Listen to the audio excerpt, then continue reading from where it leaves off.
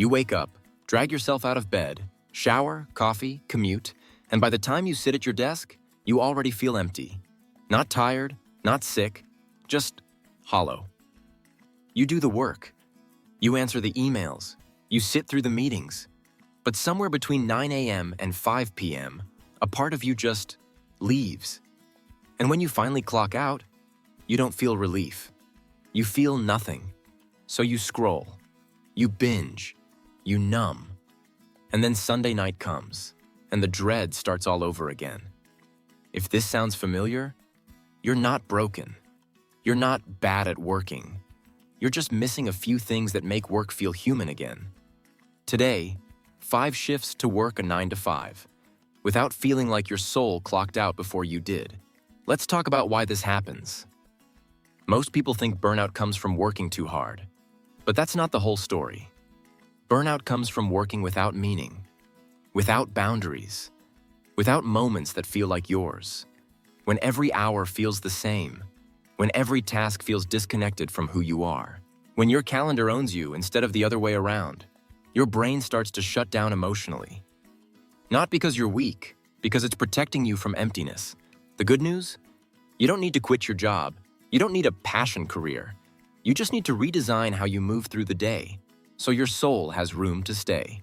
Rule number 1, own the first 30 minutes. Most people start their day by reacting. Alarm goes off. Check phone, open laptop, check email, sit at desk, check Slack. By 9:30 a.m., you've already given your best energy to other people's priorities. You're going to flip that. For the first 30 minutes of your day, no email, no messages, no notifications. Instead, you do one thing for yourself. A walk, a journal entry, a slow coffee without screens, or even just sitting in silence for 10 minutes. This isn't about productivity. This is about starting the day as a human, before you become an employee. When you own the first 30 minutes, the rest of the day doesn't own you. Rule number 2, find one task that feels like yours. Not every task at work will feel meaningful. That's just reality. But if 0 tasks feel like yours, you'll slowly disconnect from your own workday. So each morning, look at your to-do list and pick one thing that you can make yours. Maybe it's writing an email in your voice instead of corporate speak. Maybe it's solving a problem your way instead of copy-pasting someone else's method. Maybe it's helping a coworker with something you genuinely care about. It doesn't have to be big. It just has to feel like you showed up, not just your job title. One task a day. That's enough to keep the soul present. Rule number 3, build a midday reset. By noon or 1 p.m., most people are already running on autopilot.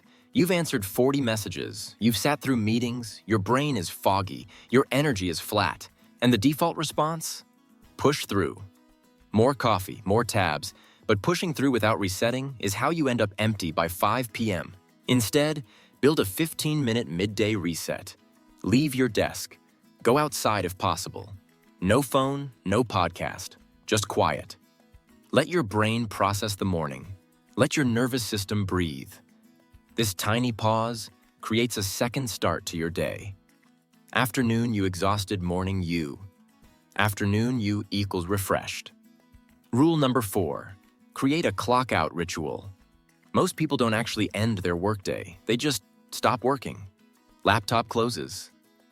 But brain keeps running, replaying conversations, worrying about tomorrow, checking emails just in case. Your soul can't come back online if work never actually ends. So you create a ritual that signals, work is done. It can be small. Write down 3 things you finished today. Say out loud, I did enough. Change your clothes, take a 5-minute walk, make a cup of tea. The specific action doesn't matter. What matters is your brain learns, after this ritual, I am not working anymore.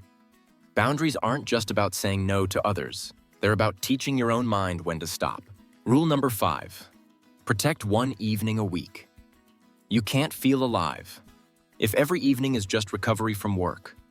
Scroll, binge, sleep. Scroll, binge, sleep. Scroll, binge, sleep. That's not rest.